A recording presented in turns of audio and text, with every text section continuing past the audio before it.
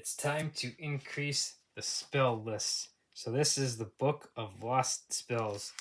So this is pretty much a spellcaster's book galore. So the dream come true. So pretty much what we do is to start off, we have a list of all the spells that we can expand on, and it does it like as you can see by class. So like you can see the bard spells right here, and then we get into like cleric spells all the way to level 9. Then druid, get into good old ranger, and then sorcerer, paladin. Can't forget the paladin. Then good old sorcerer, all their levels up to level 9. Then we get into the warlock, and of course we can't forget the main arcane spellcaster, the wizard. And like as you can see, this list is pretty inclusive, or pretty long for the wizard. So then we actually, in alphabetical order, actually just like in the player's handbook, what we do is we get the all of these spells and everything in alphabetical order. So you kind of like to actually find a specific spell, like it wouldn't be that great in here. First and foremost, what you want to do is to actually get into this list and everything, so that way you have like, okay, I want to find like right here, like instant exit. Okay, so now I know now that everything's alphabetical, so now I can sit here and flip through and like find like instant exit and everything. So I'm in the eyes, so then I kind of like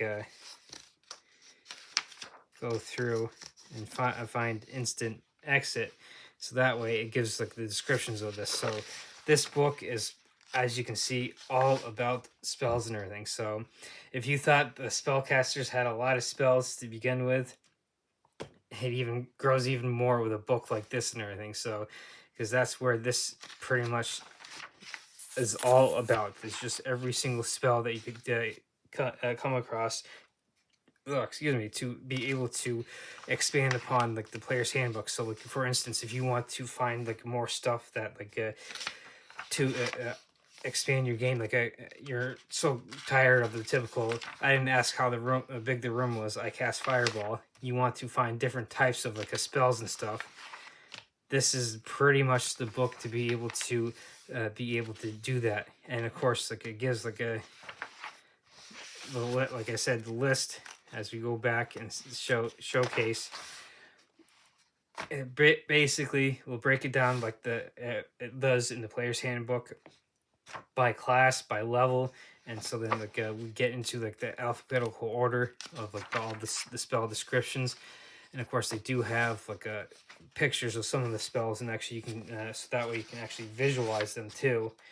So you basically get like the expansion or whole new litany of spells that you can cast as like a spellcaster. So like as if the spellcasters didn't have enough spells already as it is and everything. So now things just got even more complicated with even more spells and everything. So this definitely comes in handy with like something like the books and everything. Of course I'm showcasing Xanathar's Guide to Everything.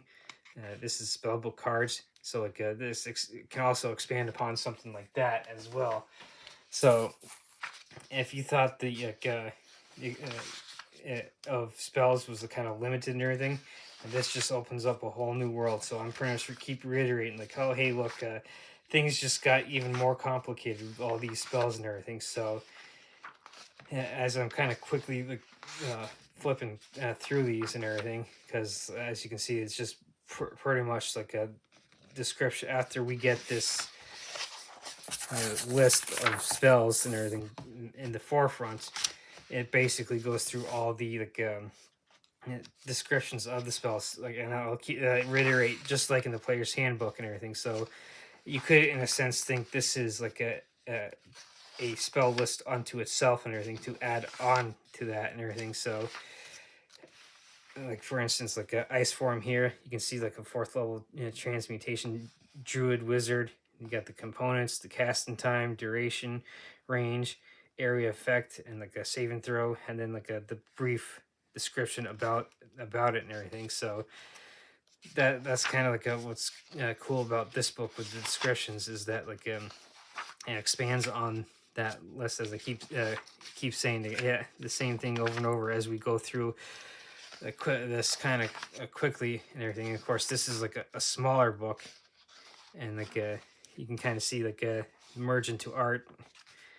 So kind of like it it could substitute as like instead of trying to come up with spells yourself and everything, like you now have like the extended list and everything right in here of more spells, so like you don't necessarily have to like, oh hey look, I want to like I have an idea for a spell and everything. You could quite possibly come in here if there's a spell that you don't necessarily like, but you want to do something different that's outside of the spells in the player's handbook. So like for instance, fireball, we now got slime ball and everything, so like just a different iteration of that and everything. So like you could like take this as like an inspiration to like okay, well we got fireball, we got slime ball, well might as well do something for like ice ball or something, and using the same kind of concept and everything. So that it helps, this helps expand on that if you do want to make your own spells and everything. So of course, if you don't like this, if you don't necessarily want to do all that legwork and all have that mental power of like, oh man, I can't think of like how like a new spell and everything, and or like this could also be great for like DMs and everything, for like your big bad evil guys as well, to kind of like throw a curveball to towards your PCs and everything. They could start, your big bad evil guy could be like a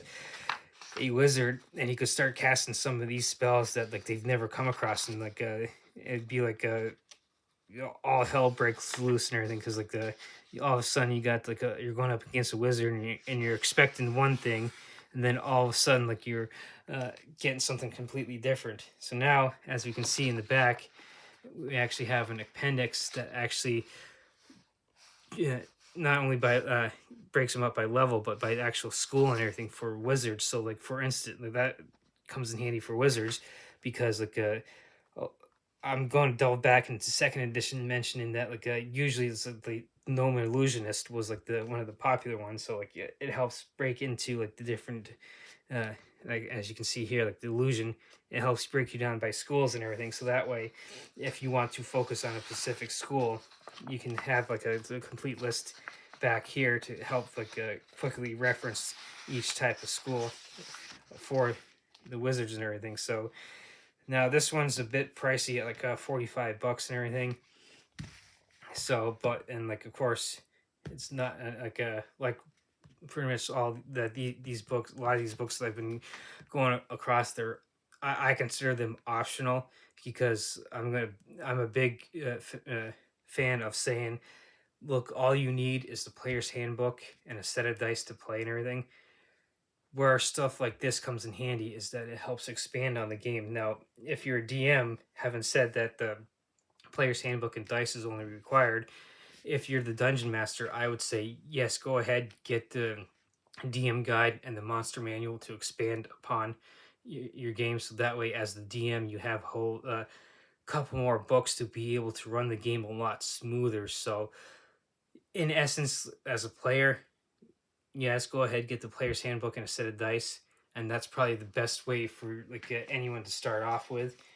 If you're a player but you're getting into DM, or like even if you're like a new player, you want like someone completely new to not just TTRPG but D&D and vice versa and everything, go ahead, get the DM guide and the monster manual, and you'll have pretty much enough to run campaigns and everything. And of course, then we open up the whole can of worms, like do we get a source book for like Forgotten Realms, Greyhawk, or Eberron? Uh, you can, but those books are not necessary, just like something this is not necessary. Now, these optional books, as I call them, are great, as like we can see like the flip through that we've done. And of course, as you can see, it's not very thick book, and so like I said, this is a bit pricey at like $45. But if you're like looking into a campaign that's very magic centric and everything, something like this would be good in the sense that like it helps you expand those like spell lists and everything. And like I said before, and I'll like end this again by saying, like, if you're the DM, this would probably be like a great like trick that you could have, that ace up your sleeve, if you will, So like you could have like a your big bad evil guy start casting some of these spells that are in here. And again, like I said, throw a curveball to your players. They are expecting like, oh yeah, we're going up against a wizard and everything. And then all of a sudden you start pulling out spells from this, and they'll be like, huh, wait, what? And that could be like a whole new set of challenges for the players and everything. So this is, like I showcased the Book of Lost Spells, and I'll end this by saying it's not necessary, but it's definitely like worth it if you want to expand on those spell lists and for those spell casting classes that are in there.